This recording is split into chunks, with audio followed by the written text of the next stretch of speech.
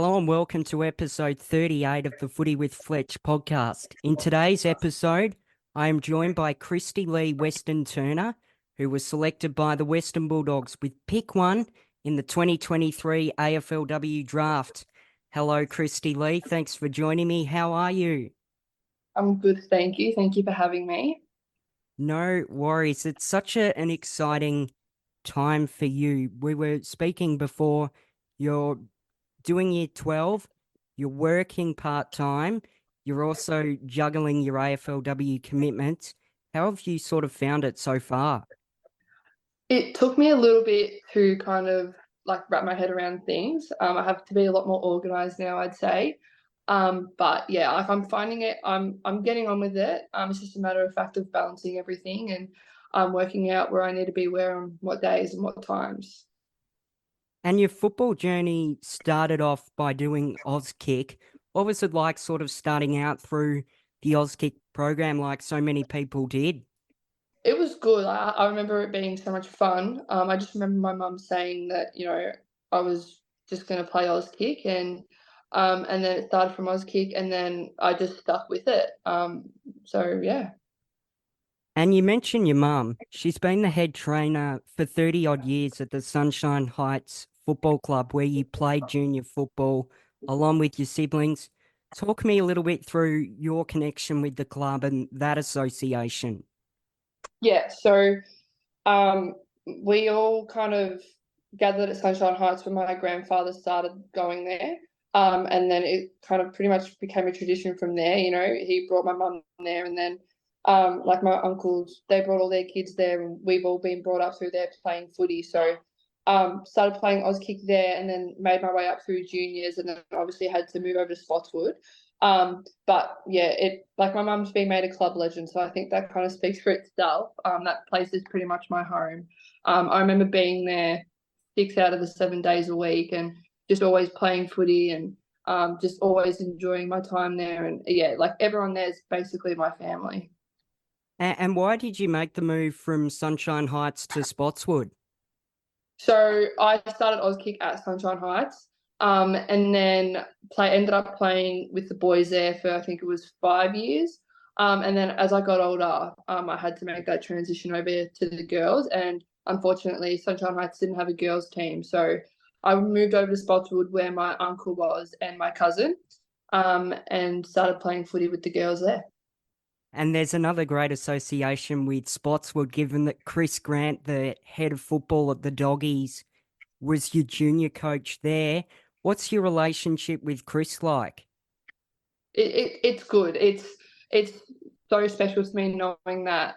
I suppose he's seen me play at a local level and coached me through a local level. And then to him be one of the most important people at the Western Bulldogs, and me playing there now.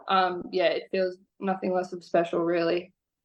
And obviously you are a lifelong Western Bulldogs supporter. Back in 2016, I think it was, as an 11-year-old, you were interviewed by Marcus Bontempelli. What was that like for you? I remember just looking up at him and being so nervous. It probably showed that in the interview. I just remember pretty much idolizing him, and I grew up, he was basically my hero, and I looked up to him so much, and the way he played and his leadership skills. And then to know that I went from, that little girl just looking up at him and just being so like, wow, to, going to see him around the club and have just normal conversations with him. Yeah, it's pretty surreal, really. I still haven't wrapped my head around that part. So yeah. And what was sort of the build up to the draft like, given that you obviously spent 3 months out with injury this year? What was the draft process sort of all like for you? I just remember being at the academy camp, the AFLW academy camp, and having Jazz Fleming and Charlotte Baskarin sit in front of all of us girls and say, make the most of this because you'll miss it when it's gone. And I just had that in the back of my head. And obviously, I had doubt. There's always going to be doubts with everything. But I wanted to stay confident, and I wanted to stay grounded. And I just pretty much enjoyed it. And I enjoyed every single minute of it. And I think if I could go back and relive, 2.5 months, up to the draft and the draft night, I would do it in a heartbeat. It was so much fun. And if someone was to ask me what I took out of that, it would definitely just be enjoy the process, because it doesn't happen to everyone. And it definitely doesn't happen often. So yeah, it was probably one of the best months of my life. And obviously, you played with the Western Jets in the Coates Talent League. What was that like for you? It was great. I really did enjoy my time there.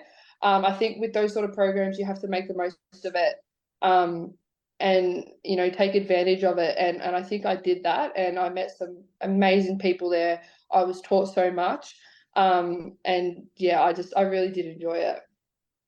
And what do you think were some of the highlights from playing with the Western Jets? Oh, definitely winning the grand final. It was great. It was, I think, the group of girls that we was playing with and had, right next to me wearing the same jumper as me. It was just so great. It was, yeah, that memory is just, it's just unreal. Like, it's just amazing. And you mentioned the AFLW Academy. What was that program like for you? It was unreal. It was, and obviously, as expected, it was probably the highest intensity and level and skills that anyone from my age could play at the time. And obviously, I missed out on playing the game, but just to be in that professional environment and see how other girls train, and I'm such good friends with some girls who I wouldn't have thought so because they live on the other side of the country. But though that program was just, yeah, it's just unreal to be around the group of girls that have talent, and then you up your standards from that. It was just great. And obviously, this season was quite difficult for you. You suffered a broken wrist and missed almost 3 months of football in 2023. How difficult was that injury for you to sort of deal with? Well, at first I didn't really think it was an injury. I got told that it was just a bad sprain, and thought that's fine. Like I'll get over it. It'll pass. And ended up playing the Tassie game and the Calder game, and then come the academy camp, I got told that I had broken my wrist. It was in two pieces, and I needed surgery. So, at the start it was really really hard. I did shed a few tears, but then come the season, the Jets weren't really winning a whole lot of games, and I suppose when you go from winning 18 or not 18, when you go from winning games in a row and you're not losing to, I suppose, not winning at all, I just wanted to be that support system for other people. And I know that I couldn't play, but I just tried to make the most of it and, learn as much as I could and do everything I could, which was run and do some sort of kicking. But yeah, I just tried to be like, people, they wanted to come to training and they know that I'd always be happy. And I think when you have someone like that in the team, you kind of boost everyone's emotions. So yeah, at first it was definitely hard, but I suppose it's a credit to myself because after the first week or so, I got my head around it and just got to work on what I could do. And I knew that when I'd come back, there would be people watching, and I just used that as, a musician and just trained as hard as I could. And you're a really talented player. You sort of play as a forward and you're very athletic. What do you think are your key attributes of your game? Definitely my speed. I know that when I get the ball and I'm off, I know that there's not many people catching me. So I love that, and I love the thrill that comes with that. My speed, and I would say I worked a lot on my overhead marking, my aerial ability over the off season of last year. And I know that I was getting really really good at that. So I know that that would have been definitely one of my strengths last year. And you also obviously attended the AFLW draft combine. What was that experience like and what does it sort of involve? Yeah, so it involved just a whole lot of testing, physical testing, really. I was a bit nervous for it, I won't lie, but I know that I trained for it, and I think if you go and train and prepare yourself mentally and physically, well, then all you can do is give it your best crack, and I suppose that's just what I did. But it was great. Again, you meet people that you wouldn't have thought you'd be friends with because they live on the other side of the country, or girls that you kind of play against and stuff like that. So yeah, it was cool. It was great, and there was a lot of intensity. So I love that. Which clubs also interviewed you in the lead up to last year's draft? I had a few. I had a lot of interstate clubs reach out. I had a few Melbourne clubs reach out. And then once it got closer to the draft, I got told clubs weren't going to really bother with me anymore because they didn't think they'd have a high enough pick for me, which I mean, it's always so humbling to hear. But yeah, some more than others. But yeah. And you also mentioned in a previous interview that your preference is to actually go interstate rather than stay in Melbourne. Why would have you preferred to go interstate? My kind of vision with that was, you get away from Melbourne here, which obviously I'd be leaving my family, and my friends, but I think, there's pros and cons with everything. And my vision was, if I get out of state and, live with a teammate, all I'm going to know is, I'm going to learn the ropes. And I'm going to be focusing on one thing that I've worked so hard to achieve. And I know that I've got really high standards for myself and expectations come the season and the seasons to follow. So I was like, well, if I can just focus on that, then, it'll be good for me. And but yeah, I'm more than happy that the Bulldogs have drafted me. I suppose, as I said, I've got my family and friends here supporting me, no matter what happens. So yeah. Who was also with you at the draft night back in December? So I had my mum, my stepdad Rowan, my partner at the time. I had my past coach Ali and my past coach Frankie, who have known me my whole life.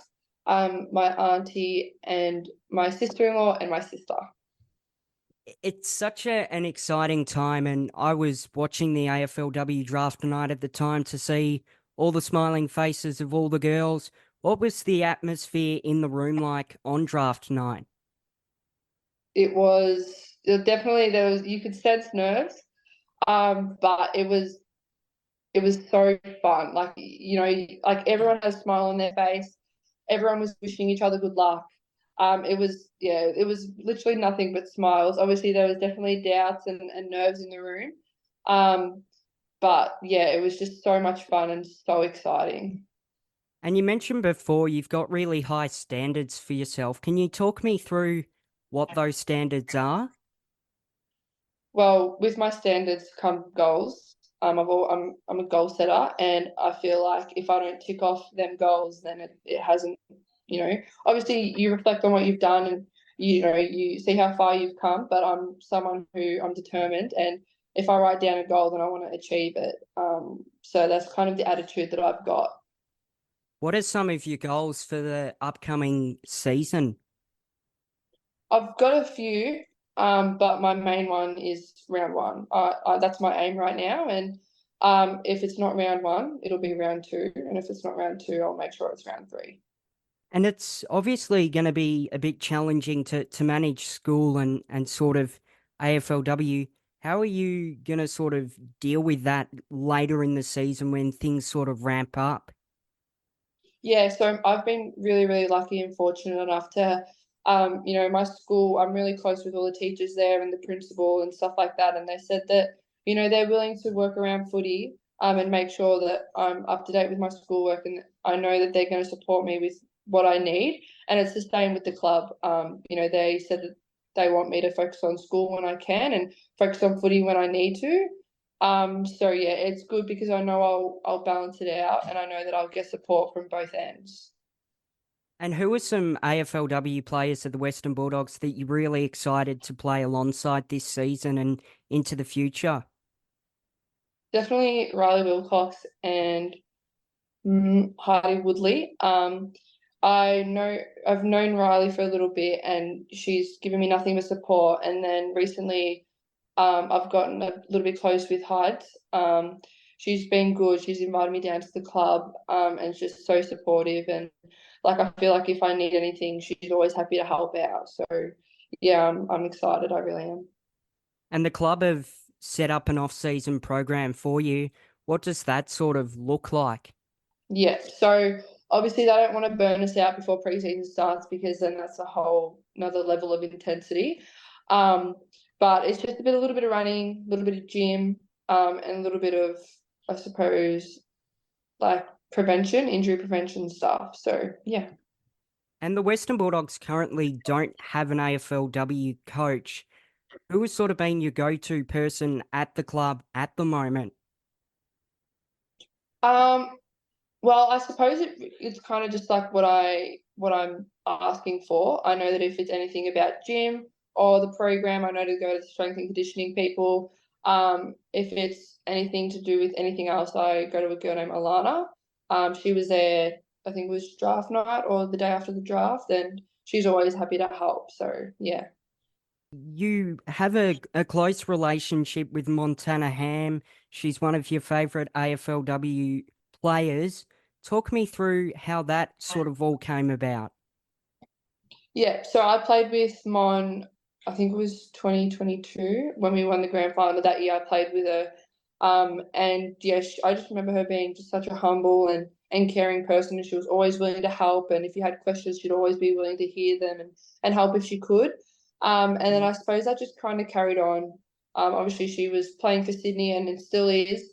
And then moved up to Sydney. But I remember through that draft process, she just kept on messaging me and always checking up and always sending me her best wishes. And then yeah, the night I got drafted, she sent me a really nice message. So yeah, she's a great person and someone I look forward to playing against. Obviously, you're a lifelong Western Bulldogs supporter. What does it mean to be able to play for the Dogs in the AFLW? It means absolute world. I grew up thinking that I was going to have to play AFL, and then obviously the women's competition had come along, and then from there on, I said I was going to be playing for the Western Bulldogs. And I just remember hearing my name get called out on draft night, and my nan's in a nursing home, so with dementia, so she didn't quite understand until I went and saw her the morning after. Who also would travel to Sydney, up to Ballarat when it was 13 degrees or colder than that. And she'd been in the cheer squad for, I can't remember how long she was in the cheer squad for, but yeah, to see her smile, like presenting her my Bulldogs, I think that meant a lot more. But to play for a club that I grew up barracking for and my whole family goes for, yeah, I just feel like I've done everyone so proud. It really is such a special time for you and your family. What do you think are some areas in your game that you might need to improve in the upcoming season, if there are any? Definitely my composure. Obviously, there's areas of improvement with everything, but composure is my number one. I feel as though with my speed, once I get going, I find it a little bit hard to slow down, and yeah, my ball drops a little bit all over the place because I'm running so quick. So once I learn to compose myself and hit a few more targets, then I think that'll up my game a lot more. Outside of football, how do you sort of try and find time away from the game and sort of relax and unwind? I found it difficult at first. Like I had all these people saying, oh, you need your downtime, and I'm just like, what are you talking about? Because footy's always been my whole life. It started from when I was 4 or 5. Started I was kicked, so footy's constantly on my mind. But I don't know. I find school. I've got my friends there, and I suppose we all done the footy program there. But having them, laugh with me about anything or just talk about random things, that always helps. And then work on top of that. Pouring beers down at the pub is always a good distraction. I find me talking to people there just about random things. Yeah, it definitely takes my mind off footy. And do you have any sort of pre-game superstitions before a game?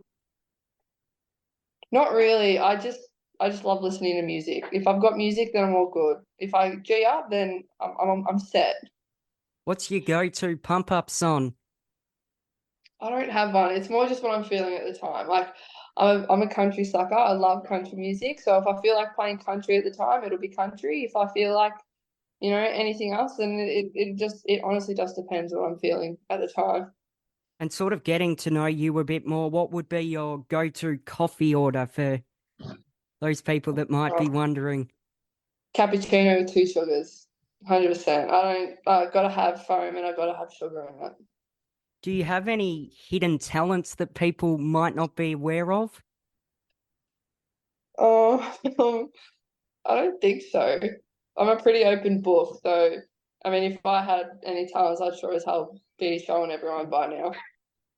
Well, thank you very much, Kristie-Lee, for joining me today. It was great to talk to you, and all the best of luck for the upcoming season. Oh, no, thank you so much for having me. I really do appreciate it.